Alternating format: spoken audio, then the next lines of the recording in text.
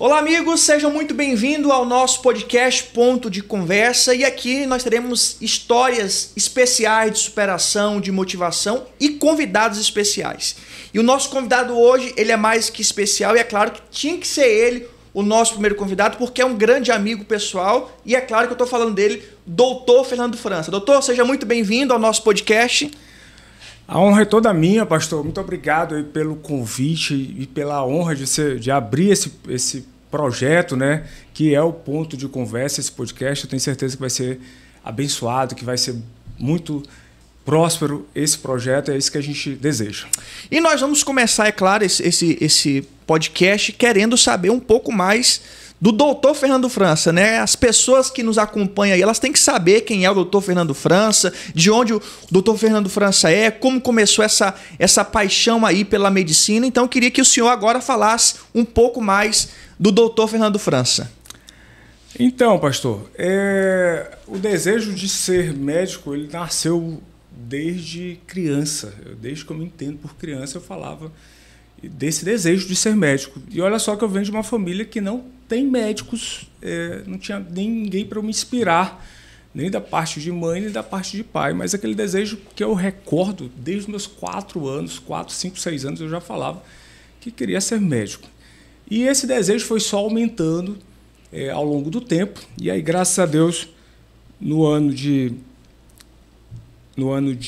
2003, né, com 20 anos, eu fui aprovado no vestibular da Universidade Federal do Maranhão, na UFMA. Olha que legal. Então, isso eu estava com meus 20 anos, eu já tinha feito um curso de farmácia também na Universidade Federal do Maranhão, estava cursando ainda, tinha passado no meio do 3º ano na época. Mas o sonho era ser médico. Exatamente, mas o sonho continuou e eu continuei fazendo a prova as provas do vestibular para medicina.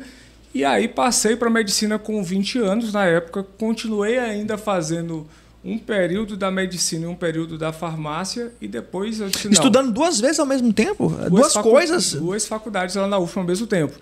E eu disse, não, eu vou realmente seguir aqui no meu sonho, e aí tranquei a faculdade de farmácia e segui com a faculdade de medicina.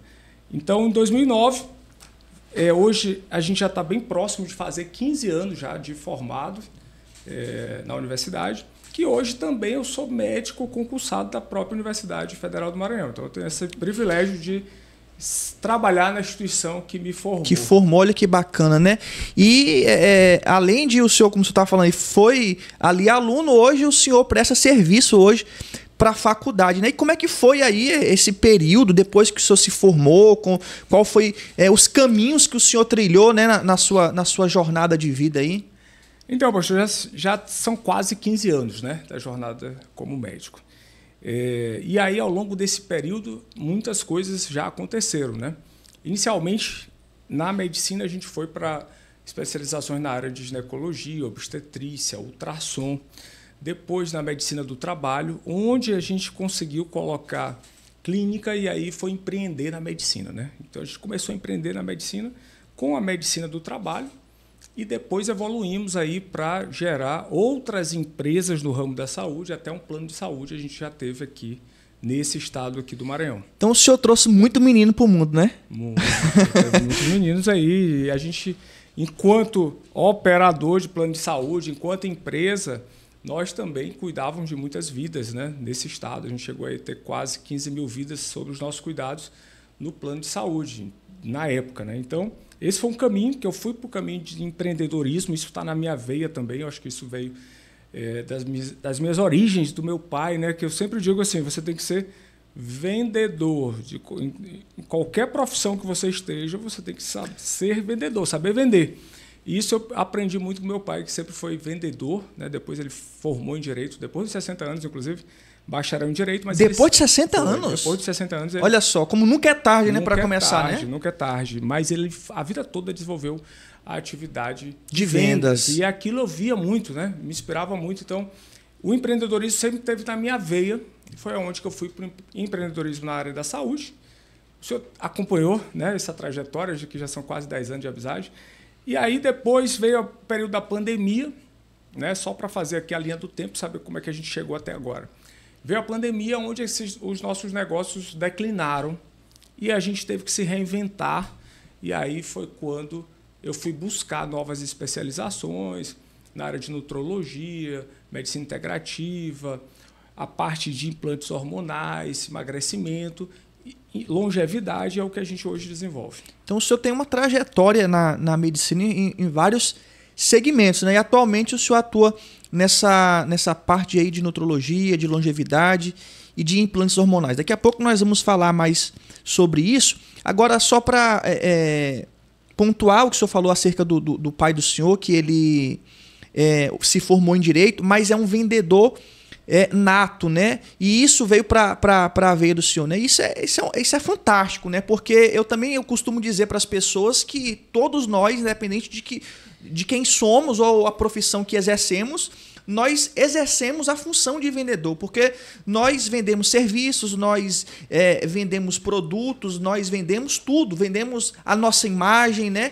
E a pessoa que ela não sabe vender, ela é uma pessoa deficiente, né? Então ela tem que ter esse feed, ela tem que ter essa coisa para ela poder ser uma pessoa bem-sucedida. E o senhor logo no início entendeu isso, que não bastava ter uma profissão, mas tinha que vender aquela profissão para as pessoas. Exatamente, né? Eu até vi uma fala do nosso querido Pablo Marçal, né?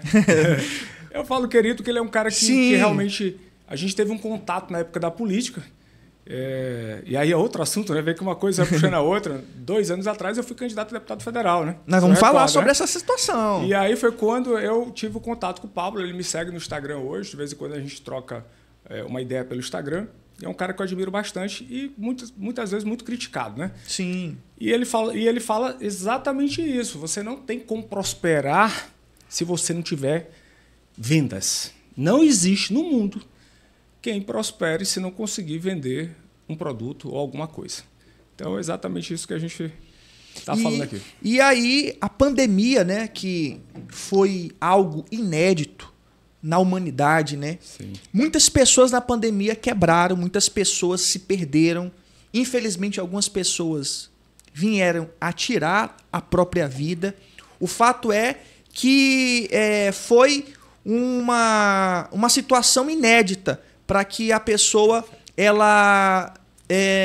ali lidar com a vida dela, e ela não sabendo lidar com aquilo ali, muitos se perderam. Mas, por outro lado, muitas pessoas na pandemia também se reinventaram. Muitas pessoas na pandemia, ao invés de quebrarem, ao invés de desistirem, ao invés de desanimarem, avançaram, progrediram, inovaram e foi isso que aconteceu então com o senhor. O senhor se viu numa situação e aí, ao invés de desanimar, resolveu desafiar-se. Exatamente, pastor. Exatamente isso que o senhor está colocando. Isso é muito interessante. Eu acho que isso pode servir aí de inspiração também para muita gente, né? Na época da pandemia, você vê ali toda a sua estrutura de negócio que você desenvolveu ao longo dos últimos 10 anos, indo por água abaixo, né? Foi quando os negócios realmente declinaram, onde a gente fechou, a gente chegou a ter 5 empresas aqui em São Luís, né? 5 unidades de empresa, mais de 250 funcionários. E quando você perde isso tudo, realmente chega a hora de você parar as atividades, é bastante dolorido, até porque, como o senhor acompanhou, a gente lutou por esse processo até o final, né? Eu dizia, hoje eu já não concordo tanto com essa frase, mas eu dizia sempre o seguinte: eu vou lutar no ringue, eu não vou jogar a toalha branca, a gente vai morrer sangrando. Hoje eu já não faria isso. Lógico que aprendizado, você vai ter que ter aprendizado. Tem hora que você é bíblico, né? Você também tem que saber a hora de não entrar na guerra. Nem toda guerra é para você entrar. Então isso é sabedoria, né? Mas, enfim, isso aconteceu na época e a gente teve que se reinventar. Então realmente foi feito aí a palavra é essa mesmo, reinventar, porque a gente foi buscar novas áreas de atuação, um novo brand, novo público, novos locais, novas mesas para poder sentar. E hoje a gente está há 2 anos e meio nessa área, da parte de nutrologia, longevidade e bem-estar. E eu costumo dizer que hoje a gente trata saúde, a gente promove saúde, trata saúde, não tão somente doenças. Então a gente consegue realmente, nosso foco hoje na performance do indivíduo, na saúde, dele poder experimentar a melhor forma possível, a melhor versão dele nessa vida. Então, nossa missão é justamente hoje transformar vidas. A gente vê isso muito claramente, a transformação de vidas, pessoas que chegam lá realmente com obesidade, e isso mexe com sua autoestima, depressão, sua vida sexual, e você consegue recuperar todo o indivíduo com os nossos tratamentos, com o nosso método que a gente criou. E isso realmente eu me encontrei nesse momento dessa minha área. Eu sou muito feliz com o que eu faço. Todos os dias eu saio muito feliz para poder trabalhar, porque eu sei que eu vou estar transformando vidas, e isso você recebe de volta. É muito bacana. Não, é sensacional quando a pessoa ela faz o que ama, né?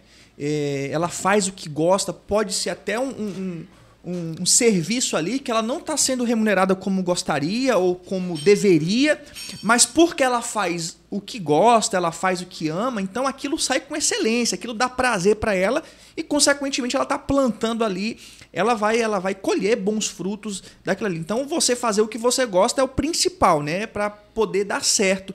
Agora, doutor, me fala uma coisa. Quando foi e como foi que surgiu assim a mudança de chave?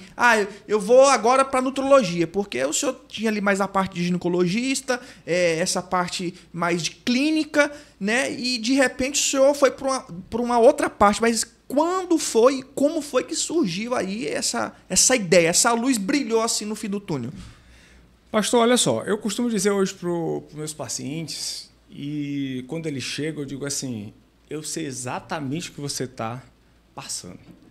Então, geralmente, isso vem, a mudança do homem, a mudança do ser humano, muitas das vezes, infelizmente, ela vem de traumas, de dificuldades, de momentos de deserto que você vai passar.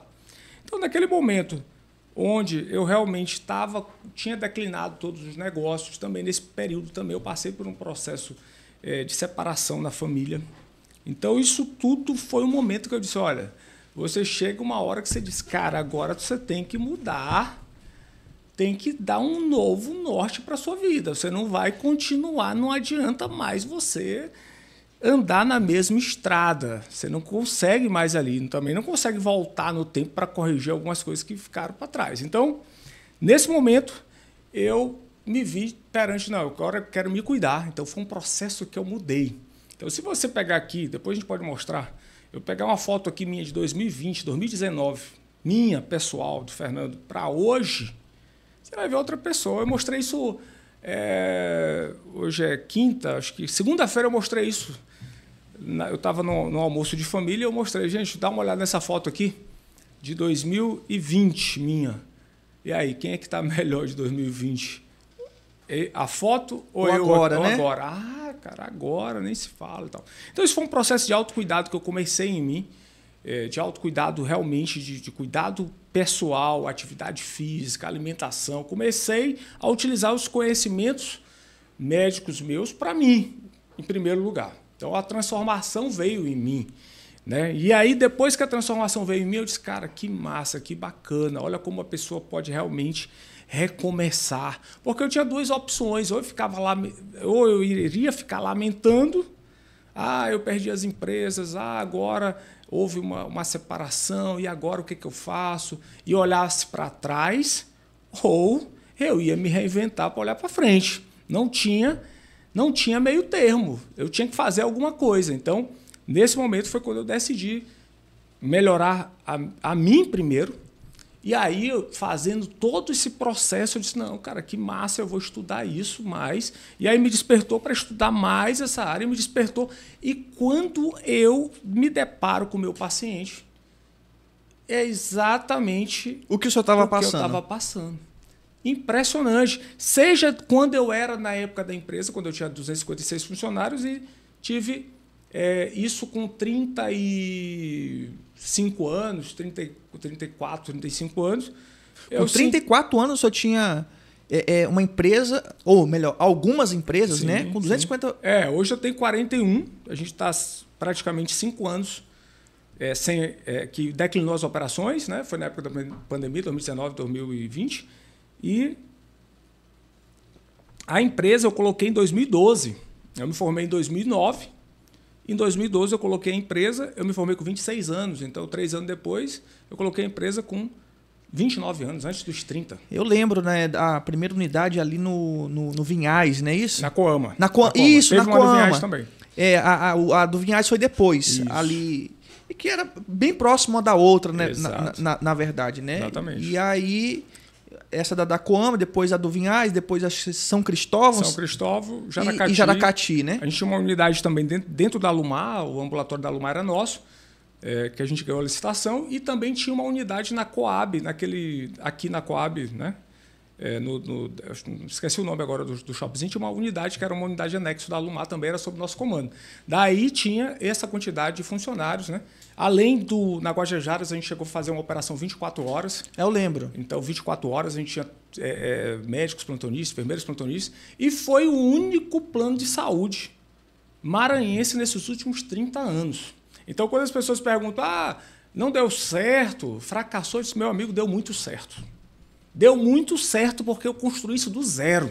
Não, sim. O senhor acompanhou, né? E como eu falei, eu não tenho família abastarda, família rica para poder ter feito isso, ou vim de uma família tradicional de médicos para poder... Nada disso.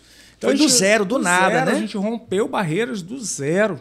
Eu comecei a primeira clínica com 29 anos, eu tinha uma recepcionista e uma serviços gerais. Era só o que eu tinha. E a clínica que a gente começou. Então, assim, Deus prosperou, o senhor participou desse processo todo, viu como que a gente se lançava, ia fazendo. E aí, nesse momento da pandemia, que coincidiu com tudo isso, realmente eu precisava fazer essa direção diferente. Porque, como eu estava falando inicialmente, dentro das empresas, o estresse é muito grande. Teve uma situação que eu estava sozinho lá no Vinhais, na sala da presidência, que o senhor conhece, e senti um mal-estar súbito lá, e fui parar no hospital, depois eu viajei para São Paulo, cheguei a morrer do coração. Então, hoje, por isso que quando vai um empresário, vai o outro médico, eu tenho pacientes empresários, médicos, muita gente do judiciário, né? Da magistratura, juízes, promotores, e aí, quando eles compartilham esses hábitos do dia a dia, estresse, má alimentação, não consegue olhar para dentro de si, da sua vida pessoal, sua vida conjugal, arrasada. Agora, é verdade, desculpa interromper o senhor, mas médico tem meio disso, né? Que ele cuida muito dos outros e às vezes acaba se esquecendo de si, né? O que acontece? Não é nem que ele se esqueça. Eu digo por mim mesmo, é a necessidade, porque o volume que o médico trabalha é muito grande. Então, aquela história do médico que vai almoçar em casa e chega naquela mansão e todo, é só na novela. nem nas novelas tem mais agora, hoje mas antigamente mais. Era, né? O médico era o cara mais... Era o cara, né? Era o cara. Então, ele ia almoçar em casa, ele chegava com a maletinha dele, uma mansão, motorista, aquela coisa toda, só na novela. Então, assim... Muito trabalho, né? Em geral, o médico, principalmente o médico mais jovem, que está começando, ele vai ter que dar plantão. Eu já cheguei a ficar no hospital 33 dias logo depois que eu me formei. 33 dias consecutivos, assim? Consecutivos dentro do hospital. Meu Deus, que isso? 33 dias. Levei a mala... muita gente não sabe dessas coisas, às vezes... Eu não sabia, e olha que eu já conheço o senhor há um tempo, e eu não sabia dessa história. 33 dias no hospital. Isso é legal a gente falar, porque muitas das vezes, pastor, as pessoas te olham, hoje, o doutor da beleza, eu olho e penso que você tá... Não, isso nunca viveu outras experiências. E sem contar, deixa eu fazer aqui uma observação. Né? O senhor, quando entrou aqui no estúdio, você falou, olha como o senhor tá bonito e tal. E eu brinquei, não, mas quem tá bonito é o senhor. Porque quem olha pro senhor, o senhor já tem uma pinta assim e tal, né? Diferenciada, nem parece que é maranhense. Nada contra os maranhenses, até porque eu sou maranhense também, né? Mas assim, a gente não imagina a figura, ou quem olha para o senhor hoje, ou mais na infância, ou mais jovem, melhor dizendo, essas situações que o senhor está falando. Né? Às vezes é aquela coisa da pessoa julgar sem conhecer, né? Exatamente. Isso me orgulha muito, a minha história. Né? Então, por quê? Porque isso mostra que é possível. Né? Além do recomeço, teve o começo também, que foi esse. Então, eu lembro que na época minha filha pequena, e eu levei uma mala para o interior. Depois eu virei pré-candidato a prefeito desse interior. O senhor tem um currículo extenso, né? Tem um currículo. Então, Central do Maranhão, olha só. Então, eu lembro que logo quando eu me formei, eu fui para Central do Maranhão. Cidadezinha pequena, você não consegue muitas vezes, até para conseguir ali um lanche era difícil à noite, né? Tenho grandes amigos do Central do Maranhão, um abraço aí para eles. Inclusive, tenho pacientes até hoje. A cidade está evoluindo e a gente deseja que prospere e eles podem contar com a gente sempre, né? Então, o que acontece? Lá no Central, eu fiquei 33 dias. Eu digo sempre que se eu fosse pesquisar, eu acho que eu sou recordista mundial. Era para estar no Guinness Book. eu falo que era para eu estar no Guinness Book, porque eu não conheço quem ficou 33 dias dentro do hospital. Lógico que eu estou falando de uma cidade pequena, interior, 7 mil habitantes, por aí na época. E aí você também não era aqui, né? Ninguém, humanamente impossível tu ficar acordado esse tempo todo. A gente tinha o descanso. Os momentos ali, né? Tinha o descanso lá, né? Eu quero o quarto, e eu lembro uma coisa que ficou muito marcado, foi quando os meus pais foram me visitar nesse tempo todo, né? Eu, então, recém-formado, 26 anos, mas já era casado, casei muito cedo. Tive responsabilidade muito cedo, casei ainda na faculdade, né? Tive filho, minha filha hoje tem 16 anos. E eu fui pai ainda estudante. E assumi realmente a família naquele então momento com meus 23 anos. Então, fazendo 2 faculdades no começo, e aí depois veio o relacionamento, já veio a filha, então o senhor amadureceu aí muito rápido, né? E o que marcou nesse período desses 33 dias foi meus pais chegarem e minha filha pegar no braço, acho que do meu pai ou da minha mãe, não lembro de quem foi, e dizer assim: Vó, vem conhecer minha casa. Você imagina? Porque para ela era a casa dela. Então eu fiquei 33 dias dentro do hospital. Então, assim, a gente teve uma história de muita luta e essa garra a gente levou sempre para as empresas. E agora, nessa fase atual, que a gente está há 2 anos e meio, e eu fico muito feliz quando as pessoas que me conhecem hoje, quando a gente vai contar a história, que a gente fala que a gente só está há 2 anos e meio com consultório nessa área, mas não é possível. Como? Eu pensei que tu já tivesse há 10 anos. 10 anos, mas de outros estados e tal. Mas, na verdade, se a gente for parar para analisar a história do senhor, a sua trajetória, tudo foi muito rápido. As empresas lá que o senhor teve, as clínicas que o senhor teve. O senhor começou em 2012, mas em um curto período o senhor teve lá 5 clínicas. As coisas aconteceram como um fenômeno, assim, né? E agora esse novo ramo. Para a gente já começar a falar dessa nova etapa da vida do senhor, me conta qual foi o ponto, já que nós estamos num ponto de conversa, qual foi o ponto mais difícil desse seu começo? De agora? Dessa fase agora? Não, do começo. Do começo mesmo. Do começo. Sim. Depois nós vamos passar para o recomeço. Entendi. Olha, pastor, na verdade, o começo ele é sempre difícil. O começo sempre é difícil. Você tem que começar. Eu sempre digo o seguinte: não tem, né? Você vê que, mais ou menos como o nosso projeto agora aqui. Eu disse: vamos começar, vamos botar para frente.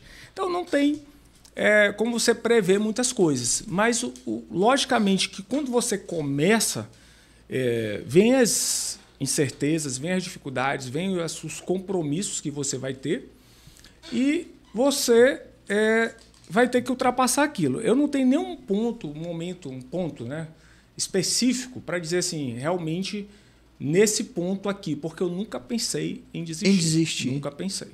Nunca. Isso é importante. Então, né? assim, dificuldade de compromisso para poder você pagar o aluguel, entendeu? São muitas responsabilidades, né? Pagar o funcionário, pagar imposto, pagar aquela coisa toda. Só que eu sempre acreditei, vamos para frente, vai dar certo. Então, assim, não teve nenhum momento específico.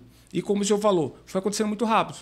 Eu coloquei em 2012, em 2014 a gente já iniciou as operações do plano de saúde. Quando eu me espanto, em 2015, 2016, a gente já estava com mais de 200 funcionários. Então, foi muito rápido. Foi muito rápido. E aí aconteceu toda essa reviravolta, veio a pandemia, como nós falamos, aí, e de fato, né?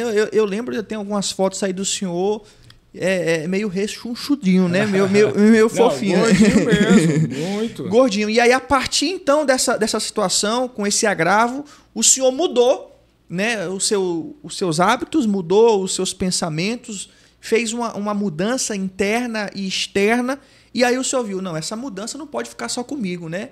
E aí eu tenho que passar essa mudança para outras pessoas. Foi então que surgiu, né, essa nova etapa da sua vida, que também não foi fácil, né? Não. Então, o que acontece? Justamente quando eu vi isso em mim, eu disse, olha, tem muita gente nesse barco.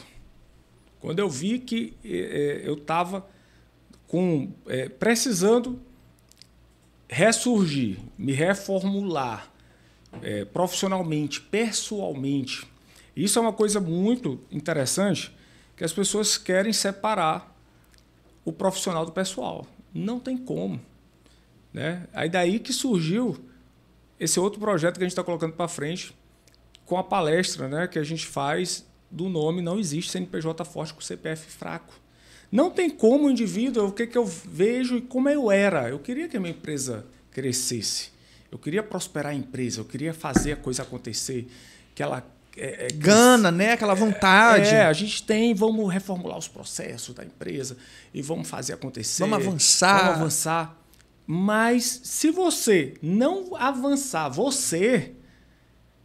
a pessoa... Fernando, o Tiago, a Maria, o João, exatamente. né? Exatamente. Se o líder da empresa não avançar, a empresa ele vai ser sucumbido pela própria empresa. A própria empresa vai destruir ele. Vai destruir. Né? Então, assim, você tem que ser maior sempre do que sua empresa. O seu CPF tem que ser maior que a sua empresa, porque aí você vai dar direcionamento. Quando a sua empresa é maior do que você, e aí eu falo do ponto de vista físico mesmo, mental, espiritual, de performance. Então, se o indivíduo está obeso, muito acima do peso, como eu já estive, 20 quilos acima do peso, se o indivíduo está com doenças crônicas, diabetes, hipertensão, por exemplo, se ele não se alimenta bem, se ele não tem um sono adequado, se ele não faz atividade física, como ele quer performar a empresa dele, se ele nem se performa? Então, não tem como, é incoerente, né? A pessoa não vai para frente, então, de fato. O indivíduo doente, ele não tem energia nem para poder ver o que está mais errado. Como que com um cara desse ele vai ter, por exemplo, ideias? Né? Como é que ele vai conseguir ali desenvolver novos projetos se ele está lá fadigado? Exatamente. Se ele está lá desmotivado, se ele está lá desacreditado. Ele olha para as coisas e não vê perspectiva nenhuma, porque ele não tem perspectiva nenhuma, né? Exatamente. E aí é por isso que muitas empresas vão depois por água abaixo. Então, se a pessoa virar a chave que ele tem que performar, o cara tem que acordar cedo, ele tem que fazer uma atividade física em jejum, que ele tem que se alimentar bem, que isso vai oxigenar melhor o cérebro dele, que ele vai melhorar o cognitivo dele mental, que ele vai se relacionar melhor com as pessoas. Hoje a gente vive a era não é mais da informação, porque a informação está muito fácil, acessível. Com as tecnologias ChatGPT e outras tecnologias de inteligência artificial, todo mundo tem acesso à informação na palma da mão muito rápido. Então, hoje, a moeda de troca maior é a atenção, é relacionamento, é o teu poder de conectividade. E como é que esse indivíduo vai se relacionar se ele está um indivíduo que ele não se sente bem nem com ele mesmo? Então, ele não tem como avançar com a empresa dele. É complicado. Agora, eu queria polemizar aqui um pouco essa nossa conversa. Eu vi essa semana, o senhor colocou lá no Instagram do senhor o seguinte... eu vou falar essas. Rapaz, eu dei risada, eu achei engraçado. Eu achei extremamente engraçado. O senhor disse lá: vendedor brocha não vende. Que história é essa, doutor? De vendedor brocha não vende. Que história é essa? Me explica aí, que eu fiquei.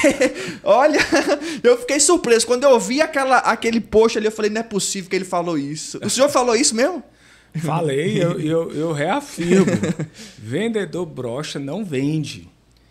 Por quê? Veja só. Na verdade, lógico que a gente está fazendo aqui, né, e a gente não quer que isso ofenda ninguém, não, sim, na verdade, sim. né? Mas isso serve de alerta. Porque o que acontece?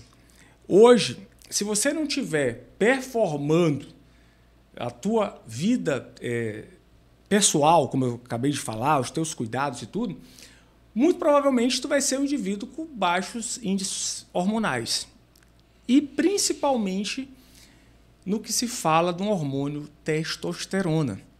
A testosterona é responsável, tanto em homens quanto mulheres, além das atividades sexuais, libido, vontade sexual, preparação para o ato em si, ela é responsável por energia, disposição, por essa virilidade, por esse vigor, por essa força do indivíduo querer buscar, como a gente está falando aqui, por essa força que o indivíduo precisa para poder trabalhar, para acordar cedo, para ir para a luta todo dia, a testosterona é muito responsável por isso.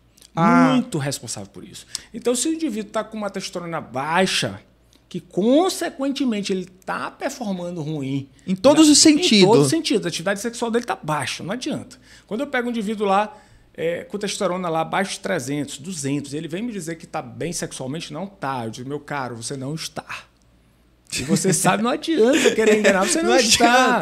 Não está. Então, assim, e se isso vai refletir diretamente na vida dele? É um indivíduo mais para baixo, é um indivíduo triste, é um indivíduo meio depressivo. É um indivíduo que não consegue se relacionar. Ele chega sexta-feira, parece que a gente está falando só da sexta, o sextou e tal. Não, mas isso serve de parâmetro. Na verdade, pastor, libido, eu coloquei, defendo muito isso, é um marcador de saúde ou doença. Então, a saúde, podemos dizer, sexual do homem e da mulher vai interferir também em outras áreas da vida da pessoa? Com certeza, e não só a saúde sexual, a saúde como um todo. Quando o indivíduo é um sinalizador, libido, deixa de ser a coisinha engraçada, que tu libido, aí dá aquele sorrisinho e tal. Na minha anamnese tem lá, como é que está seu libido? De 1 a 5, classifica. 1 muito baixo, 5 está topado, está muito bom. Como é que está a tua energia? E aí, o que acontece? Quando ele está com o libido baixo, com toda certeza, ele tem alguma doença metabólica importante. Ou uma doença neural, psicológica. Quando a gente vai investigar, esse indivíduo tem obesidade, ele está todo inflamado, ele tem alguma doença metabólica importante, como diabetes ou hipertensão. Ele não é um indivíduo que se relaciona bem, ele sofre de ansiedade, ele está meio entristecido, só por essa anamnese relacionada à libido. E tudo isso aí é ocasionado, então, pela falta do hormônio. No caso do homem, a testosterona, né? E a mulher também? A mulher também. Esse é outro grande mito. A mulher também. Tanto que eu não falo mais em... A literatura já não fala mais em testosterona, hormônio do homem. Por quê? Porque a mulher também produz testosterona. Isso é um grande mito. A mulher produz testosterona nos ovários. Logicamente, em dosagens menores que o homem. Sim. Porque a testosterona é responsável pelas características sexuais secundárias do homem, da força, da massa muscular. Então, por isso que o homem consegue performar melhor em atividade física que as mulheres. Mas a mulher também produz. E a testosterona na mulher, juntamente com outros hormônios, mas a testosterona, sem dúvida, é o principal. Ela é responsável pela questão da atividade sexual na mulher. Libido, energia, disposição, tudo isso é testosterona. Então, quando eu pego lá uma mulher linda, eu já pego no consultório, peguei já mulheres lindas que vão lá e dizem, doutor, meu libido está zerado, eu não sinto vontade de nada. Eu tô sem energia, eu não estou dormindo bem, vou investigar, a testosterona dela está zerada. E eu já peguei zerado mesmo, né? Não é só dialeto, não. Às vezes você vai lá no exame e tem lá, indetectável. Indetectável? Zerado. Indetectável. Deve ter alguma coisa, mas está indetectável. Sim. E aí eu digo, como é que essa mulher está vivendo? E aí na hora que você repõe isso... Aí quando você vai conversar com a pessoa, investigar a fundo, aí você percebe várias coisas, né? Sim. Aí o senhor também falou também da depressão, da ansiedade, da obesidade. Tudo Sim. isso é relacionado a essa questão hormonal, né? Olha... eu até postei recentemente falando tanto da obesidade quanto da depressão, que são doenças complexas. A obesidade, por exemplo, é uma doença complexa que hoje a gente vive uma epidemia. Eu acho que o Brasil só perde para os Estados Unidos. É o segundo país com maior quantidade de obesos e com uma projeção de aumentar. Não tem projeção de controlar. Diminuir? Não tem, é só de aumentar. Então, isso veio ao longo do tempo com esses ultraprocessados. A indústria alimentícia foi mudando muito, ultraprocessados, alimentos à base principalmente aí de trigo, né, os farináceos, pães, biscoitos, isso tudo é muito maléfico para a nossa saúde. E isso foi introduzido na nossa alimentação na década de 50, 60 para cá. Então você vê que antigamente não tinha essa quantidade de obesos que tem hoje. Então hoje nós estamos vivendo essa era dos fast foods e ultraprocessados. Então a obesidade é uma doença muito complexa. Não é fácil o tratamento da obesidade, é uma doença crônica, inflamatória. Por que é complexa? Porque ela envolve vários fatores. E a pessoa que fala assim, tá bom, ela é obesa, então vou fazer exercício para poder emagrecer. Só que aí tem aquela coisa, segunda-feira eu começo, aí segunda-feira aconteceu alguma coisa, não começou, ou a pessoa começa a fazer ali uma dieta, começa a fazer um exercício e não consegue concluir. Por que isso? O que acontece, pastor? Os estudos recentes mostram que apenas 5 a 15%, acho que eu arriscaria ser menor ainda esse índice, das pessoas vão conseguir emagrecer e permanecer magro somente com mudança de estilo de vida, alimentação e exercício físico. Então, é preciso tratar a obesidade como doença que ela é. É aí que está o problema. Então, quando o indivíduo está doente de uma outra patologia, uma doença hepática, ele vai procurar o médico lá, hepatologista, para tratar com medicamento. Aí ele está com uma pneumonia, ele trata com medicamento. E a obesidade ele acha que é simples. E ele quer tratar sozinho. Sozinho, né? E aí o que acontece? Ele tenta uma mudança de estilo de vida, mas ele não consegue continuar. Por quê? Como eu falei, como é uma doença multifatorial complexa, envolve elementos hormonais, envolve elementos metabólicos, envolve elementos neurais. Então, o indivíduo que está, por exemplo, o obeso, ele tem uma baixa testosterona. A obesidade, mais do que a própria idade, por isso que não tem idade para a gente repor. Não tem idade específica. A obesidade, mais do que a própria idade, ela reduz a produção de testosterona. Então, as células gordurosas transformam testosterona em estrógeno, em hormônio feminino, estrogênio. Aí eu digo, outra coisa polêmica, o obeso, ele é um pouco menos homem mesmo do que se ele fosse magro. É mesmo? Porque a testosterona dele vai estar transformando, tem uma enzima chamada aromatase, que é na gordura.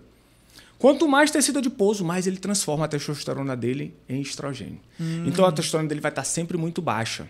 E aí, um indivíduo desse, por exemplo, com distúrbio hormonal, um obeso com distúrbio hormonal, que eu não faça a reposição, tu não vai conseguir emagrecer esse indivíduo. Aí por isso que junto com a obesidade vem também as frustrações, vem os complexos, aí começa a depressão. E aí a gente vai fazendo uma análise, é claro que a gente não pode falar tudo é uma questão hormonal, mas a gente vê que tem ali a sua passagem pela questão do hormônio, né?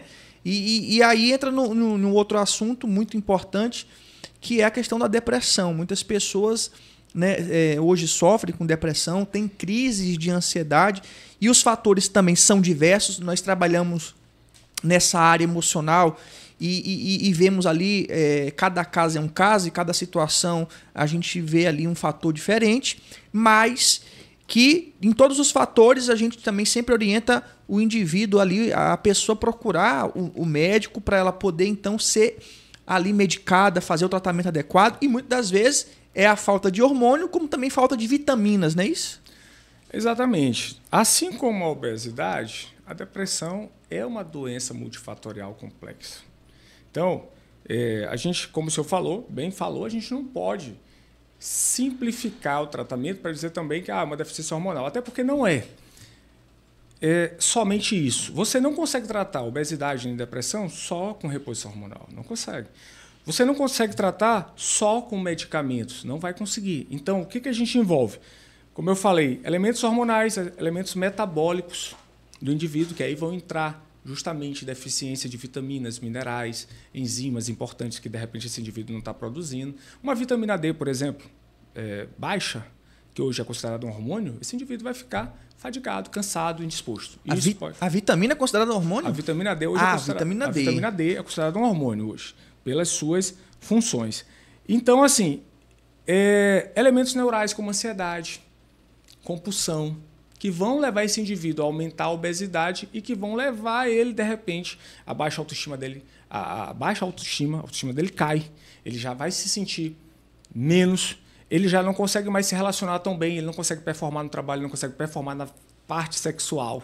Então, atrapalha a vida dele conjugal, profissional, pessoal, isso vai levar ele a um estado depressivo. Então, se você não tratar isso tudo e com atividade física, com mudança de alimentação, com mudança, muitas vezes, de ambiente que aquele indivíduo está, é um conjunto de coisas. É um conjunto, por isso que eu falo que é complexo, e com acompanhamento. É por isso que lá no nosso centro de longevidade, a gente conta com o nosso método, eu criei um método próprio, o método Revigore, que a gente conta com profissionais como psicólogo, nutricionista, personal trainer. Por quê? Um conjunto de profissional para poder atender as multinecessidades que aquele ser humano tem, né? Que passa ali pelos transtornos, ou falta de hormônios, né? Transtornos hormonais, não sei se eu posso usar não só hormonais, como eu falei, metabólicos e também, neurais, né? também. Neurais. Né? Metabólicos, endócrinos e neurais. Neurais, quando eu falo ansiedade, compulsão, a própria depressão, a gente identifica isso no indivíduo para poder tratar.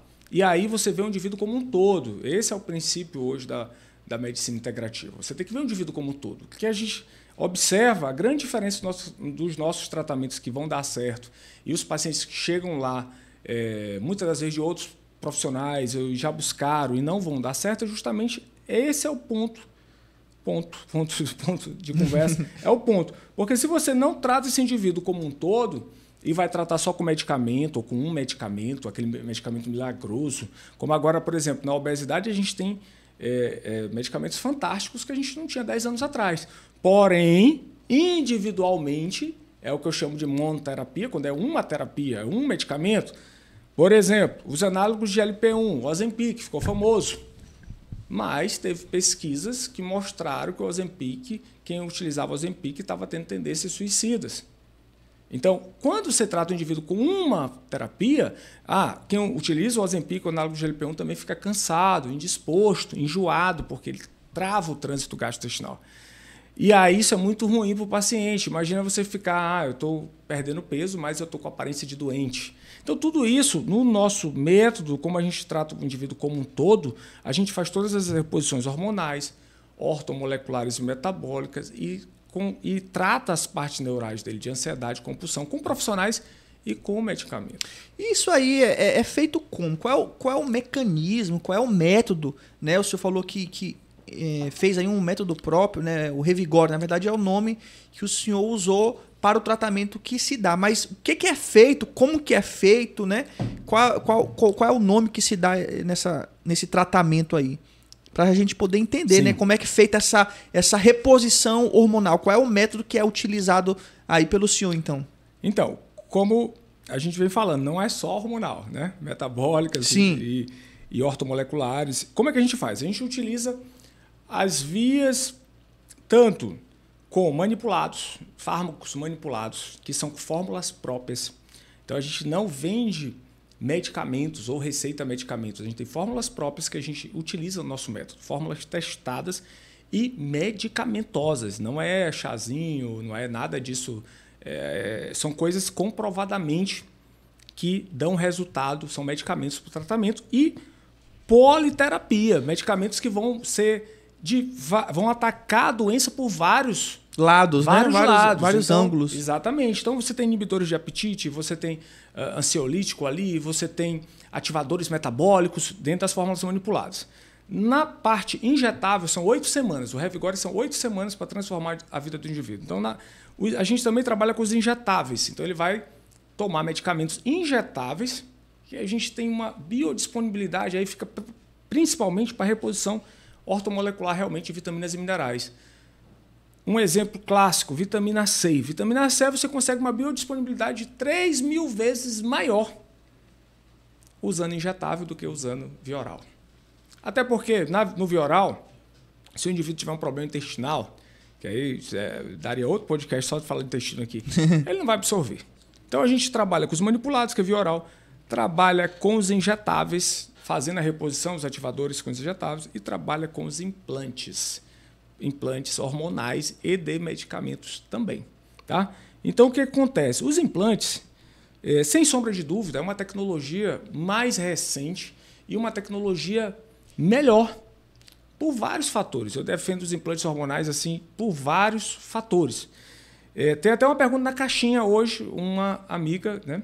Não sei se eu posso citar aqui, mas acho que ela não vai ficar chateada, não. A doutora Kênia aí, um abraço aqui para ela, a doutora Kênia, que estudou comigo em Santa Teresa, é advogada e operadora do direito aí.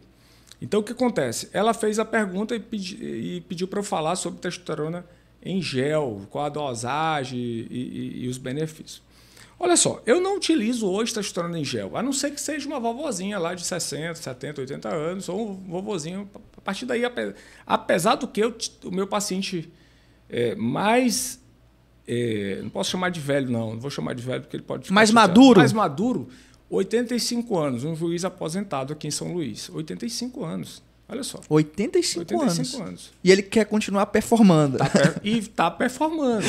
E ele teve um ganho muito legal, que ele disse para mim, doutor, eu ia ali para o ferreiro e eu usava 3 camisas, que era um frio que ele sentia. Ele usava 2 camisas de meia e mais uma camisa de botão aberta antes do tratamento. E hoje ele diz que só vai com a camisa, abre o peito aqui, bota o cordão. Então, assim, os implantes, sem dúvida nenhuma, são superiores. E aí eu não utilizo hoje gel para repor hormônio. Por quê? A quem é muito jovem, tem meia idade, 41 anos, o gel, por exemplo, você vai passar na pele. Se ela não tiver uma pele extremamente seca, sem pelos naquela hora, a absorção dela vai ser menor ainda do que você... que ele teria, né? Se a pele tivesse ideal para aplicar, né? Exatamente. A absorção já é muito pouca. Então você ainda vai perder ali por situações como suor, pelos.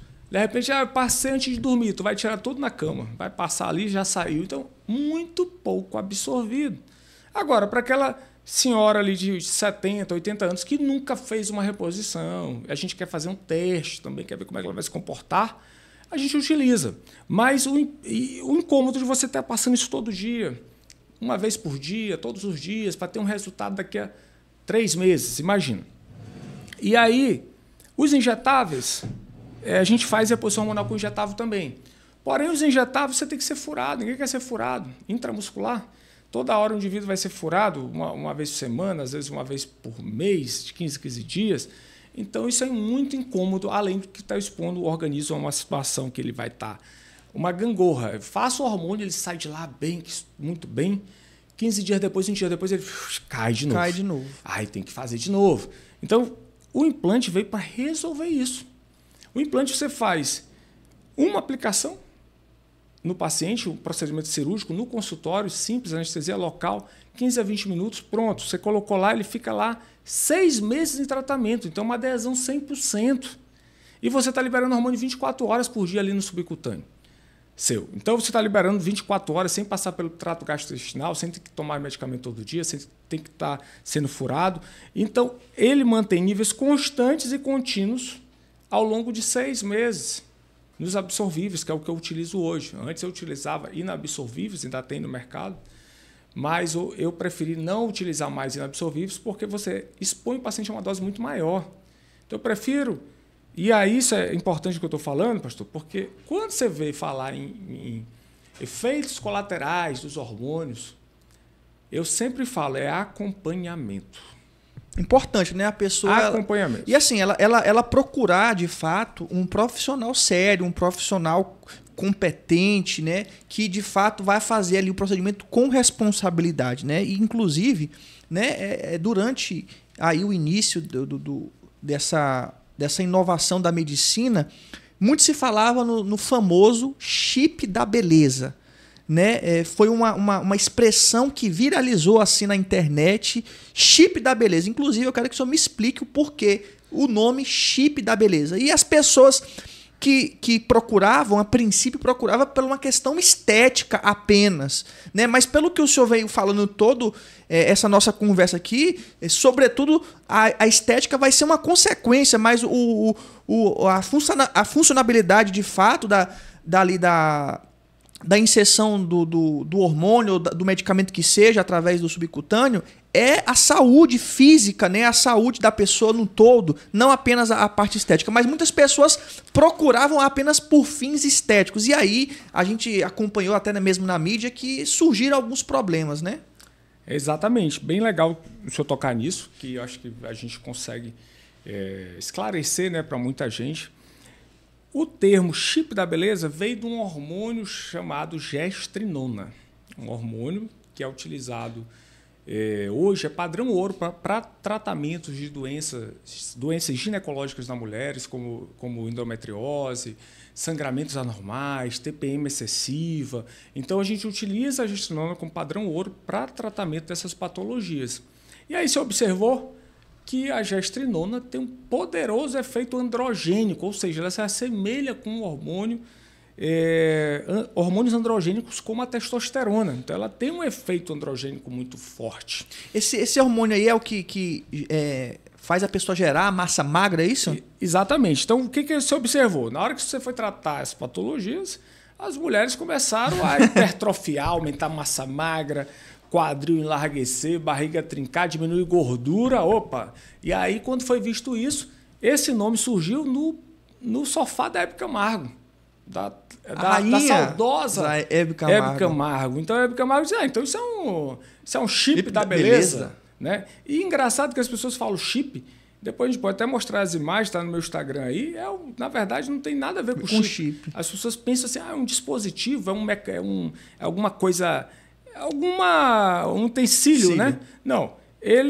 Os implantes hormonais, que essa é a denominação, inclusive esse nome chip da beleza foi proibido, né, pelo Conselho Federal de Medicina. Foi proibido? Foi proibido, né? A nomenclatura... A nomenclatura. Chip da beleza. Por quê? Nomenclatura. Porque isso referia justamente a tão somente efeitos estéticos. Então, você viu que muita gente estava procurando o uso da gestrinona para efeitos tão somente estéticos. E aí, como o senhor bem falou, a estética ela vai aparecer, o paciente ganha isso num plus, ele vai tratar uma doença. Então, tem mulheres, por exemplo, que têm crises de TPM horríveis, que vão parar na emergência do hospital todo mês, e ele consegue fazer amenorreia, ele consegue deixar a mulher sem menstruação, sem TPM, sem dor, sem cólica, sem sangramento excessivo, tratar a endometriose para que essa endometriose não evolua depois para ter que ser feita uma cirurgia, né? Ser tratado cirurgicamente. Então, ele é padrão ouro para tratamento de endometriose e faz remissão da doença, diminui a doença e também não permite que ela evolua. Então, ela tem muitos benefícios. E aí, você observou os efeitos estéticos, aumento de massa magra, diminuição de gordura, e daí vem essa história. Então, o chip, na verdade, não existe chip nenhum. Ele vem um medicamento, como eu costumo chamar, é um bastão. Uma cápsula. É como se fosse uma cápsula, mas não é cápsula. Se remete a uma cápsula, o design, ou não? É como se fosse um comprimido, porque ele é um... Dissolvível? Não, ele é absorvível, ele vai soltando aos poucos, mas é como se fosse um bastão. Condensado. Pronto, um bastão pequeno, condensado, muito pequeno, 1 centímetro, e você vai introduzir essa quantidade, dependendo das doses, a quantidade de bastões, dependendo dos hormônios que você vai colocar e das doses. Vai colocar lá no subcutâneo do paciente, ficou lá. E ele vai liberando o quê? Aos poucos. Vai sendo consumido aos poucos. Microgramas diários. Isso te dá muita segurança no tratamento para acompanhamento dessa paciente. E aí, qual é o tempo que esse medicamento ele dura dentro da pessoa? Olha, os absorvíveis, que é o que a gente utiliza hoje, são 6 meses. Geralmente fica ali um pouquinho a mais, eu falo sempre ali de 6 a 8 meses com o paciente, tem pacientes que são menos, dependendo muito da sensibilidade. Cada organismo é um organismo. Sim. E a gente observa isso. Mas, em geral, é isso, de 6 a 8 meses. Agora, é importante, né, a pessoa também, ela fazer, se ela quiser fazer esse procedimento, né? Muitas mulheres ficaram aí agora maravilhadas, né? Com essas suas falas aí, não vou mais menstruar e tal, mas tudo isso, pessoal, é com responsabilidade, de acordo com uma patologia, de acordo com o diagnóstico preciso para, de fato, ser executado da forma que tem que ser executado. Porque aí foi onde gerou os problemas, né? As pessoas, na verdade, tudo na vida, né? As pessoas querem fazer as coisas sem consequência, ou sem pensar, ou fazer da forma que lhe é cabível. Mas tem um procedimento, tem uma regra a ser seguida para que, de fato, aquilo não venha fazer mal para a pessoa e ela venha ter os resultados que ela quer. Mas hoje, isso é patenteado, é licenciado, autorizado, melhor dizendo, pela Anvisa, enfim, todo esse procedimento que é feito hoje, existe uma regulamentação? Sim. Hoje existe essa regulamentação, inclusive, como o senhor está bem colocando, com regras, né? O que hoje se tem são regras. Por exemplo, a parte utilizar hormônios para fins estéticos não pode. Então, tão somente fins estéticos não pode. Isso é bastante controverso, porque a gente tem uma frente de médicos do Brasil, assim como eu, que trabalha com isso e vê a importância disso. Hoje a gente sabe, por exemplo, que a baixa massa magra é uma doença também. Assim como a obesidade é uma doença, baixa massa magra é uma doença, chama sarcopenia. E hoje a gente trata essa doença, a gente viu muito isso agora no Covid, pacientes pós-Covid, pacientes que perderam 30 quilos em UTI, ficaram lá sarcopenizados, com baixa massa magra. Então, esse paciente está exposto, a imunidade dele está exposta e a uma série de doenças metabólicas importantes e até cerebrais neurodegenerativas. Então, a sarcopenia, por exemplo, está associada já ao Alzheimer, está associada a uma série de coisas. Então, assim, é bastante controverso, existe uma frente muito forte para utilizar, mas eu acredito que esse freio era importante para poder não se usar de forma inadequada e sem critérios. E aí a gente sempre fala, é totalmente diferente você vir no consultório médico, ser acompanhado pelo médico, que está fazendo seu acompanhamento, que está ali. A gente hoje, ninguém faz nenhuma terapia com a gente, seja com manipulado, seja injetável, ou seja dos implantes hormonais, sem fazer uma bateria de exames. Então, são quase 70 exames. A nossa consulta é feita em mais de 60 minutos, com toda certeza. Então, a gente tem uma anamnese extensa, uma avaliação extensa, onde a gente realmente coloca ali a vida do indivíduo todo, para que seja feito bastante segurança os procedimentos. Então, essa pessoa, doutor, que acompanhou o nosso podcast agora, e ela fala assim, poxa, eu me identifico com algumas dessas situações, eu não tenho libido, eu me sinto a pessoa desmotivada, desacreditada, e ela assim, eu quero fazer uma avaliação, quais são os mecanismos, por onde ela pode encontrar o senhor, como é que ela pode fazer esse tratamento, e por fim, o senhor fale um pouco mais aí desse método Revigore, que engloba, né, esse mecanismo aí de tratamento. Então, pastor, hoje a gente está presente em São Luís, né, aqui, nosso consultório ali no edifício Tech Office Ponta da Areia, então as consultas presenciais. Nós estamos também em Goiânia, com atendimentos em Goiânia uma vez por mês, e também iniciamos atendimentos em São Paulo, que nesse momento a gente não está fazendo ainda, nesse ano. Mas a gente atende em São Paulo, em Goiânia e São Luís. Eu também disponho dos atendimentos online, que aí fica muito interessante para os pacientes. A gente criou uma estratégia para os atendimentos das outras cidades, bastante importante, porque a gente consegue otimizar todo o processo. Então, a gente libera guia de exames, libera anamnese, faz a consulta online com o paciente, consegue estruturar todo o protocolo dele à distância. Isso é muito bacana, a gente tem paciente espalhado no Brasil todo. O canal que ele consegue agendar hoje, prioritariamente, é o nosso Instagram. Então, o nosso Instagram tem lá, link na bio, ele consegue acessar o agendamento, cair direto no nosso WhatsApp com o nosso time e agendar de qualquer cidade que ele esteja no Brasil. O nosso método Revigore, como o senhor colocou, é um método próprio que eu criei quando eu vi que justamente você não consegue tratar esse paciente, seja com obesidade, seja se ele queira hipertrofiar, seja se ele chegue para mim com estado depressivo, compulsão alimentar, porque sempre tem umas doenças associadas. Você nunca vai estar ali, o indivíduo está obeso. Não, se você investigar, se realmente fizer uma consulta como a gente faz, você vai identificar outras patologias.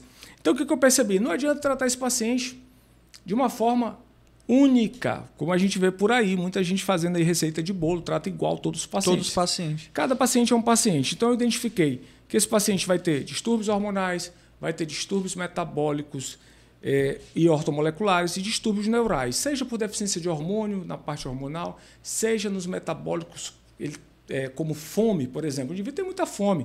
O indivíduo obeso tem um estômago gigante. Se você não tratar a fome desse indivíduo, ele não vai conseguir fazer dieta, não vai conseguir se animar para poder fazer atividade física. E os distúrbios neurais, ansiedade, compulsão, depressão. Por isso que a gente conta hoje no Centro de Longevidade com profissionais como nutricionista, psicólogos e personal trainer. Então, esse é o método Revigore. A gente entra todo time para ficar assistindo esse nosso paciente.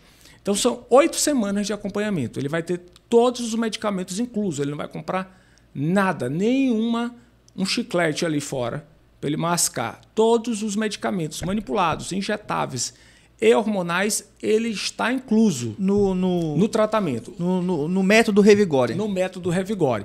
Os profissionais também estão inclusos. Ele não vai pagar mais nada. Ele vai ter psicólogo, ele vai ter nutricionista, ele vai ter personal trainer para acompanhar ele, inclusive com aplicativo, com assistência, além de ter total acompanhamento meu. Então, ele fica com o meu WhatsApp. Eu sempre costumo dizer, quando o paciente nosso Revigore, eu digo, olha, agora você tem um médico como antigamente que você tinha meu médico, pode me chamar de meu médico. Então, assim, a gente realmente dá essa assistência no nosso método para o paciente, a gente tem resultados aí incríveis que depois a gente pode compartilhar, pode convidar pacientes para vir aqui, eu tenho certeza que isso é muito bacana. E a gente, graças a Deus, realmente vem transformando vidas. Eu vejo que o método que o senhor tem, de fato, executado na vida das pessoas é um método de transformação, transformando vidas. E a gente vê que essa transformação de vidas, ela é essencial para todas as áreas, né? Quando você transforma uma vida, não é só aquela vida que é transformada, mas outras vidas através daquela que foi transformada.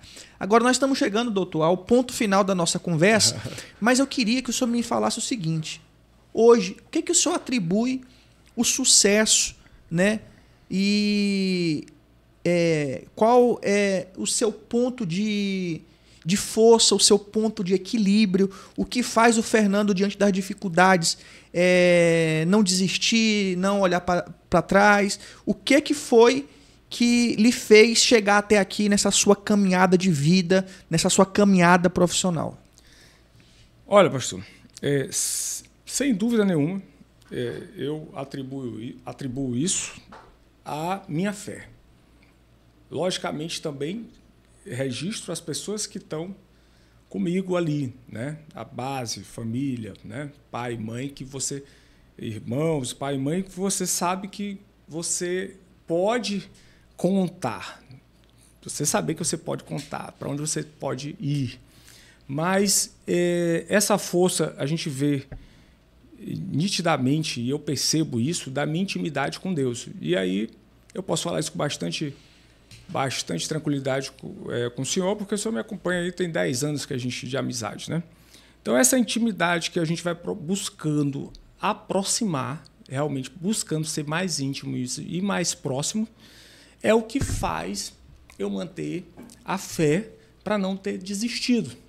Porque eu costumo dizer o seguinte: são poucas as pessoas que já passaram por processo que eu passei.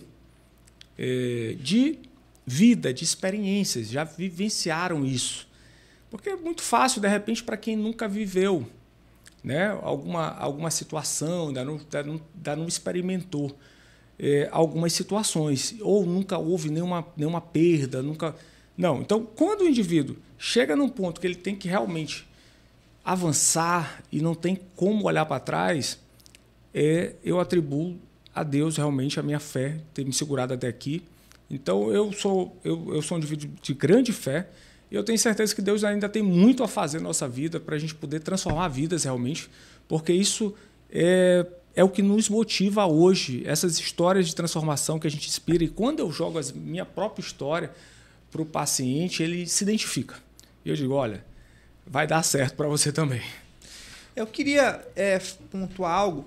É muito importante você entender que o que o doutor falou aqui agora nada tem a ver com religião, mas, como ele bem disse, a fé. A fé é que move o ser humano. Independente de quem você seja, da profissão que você tenha, do carro que você ocupe, é importante você ter essa fé em Deus, que vai, com certeza, auxiliar você a ser uma pessoa de sucesso, uma pessoa vencedora. Então, procure exercer essa fé em Deus e, com certeza, você também vai ser uma história de sucesso, assim como hoje o Dr. Fernando França se tornou uma história de superação, se tornou uma história de sucesso, você também vai se tornar uma história de sucesso. Bom, nós chegamos ao ponto final aqui da nossa conversa. Queria convidar você a seguir as nossas redes sociais. Você pode estar seguindo o Dr. Fernando França na rede social dele, @Dr.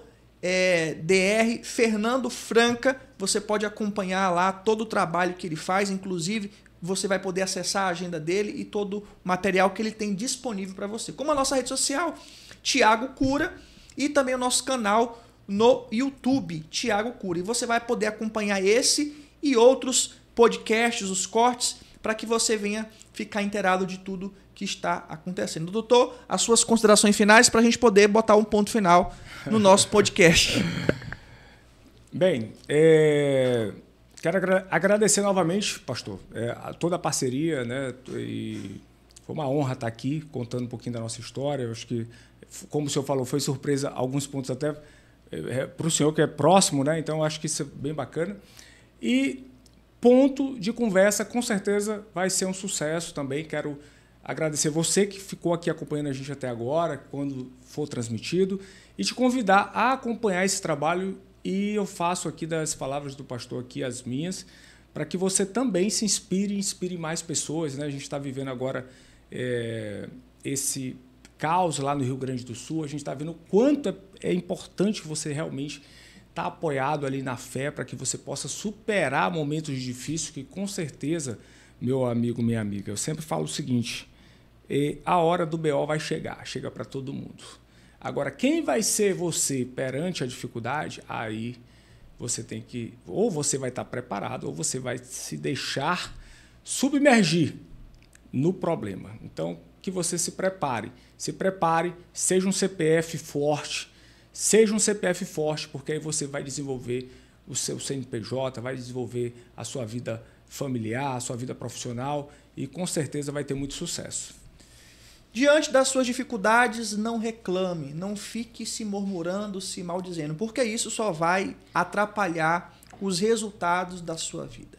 Seja uma pessoa otimista e se apegue a Deus, e com certeza Ele vai abençoar a sua vida. O nosso ponto de conversa chegou ao ponto final. Que Deus abençoe você e até nossa próxima oportunidade.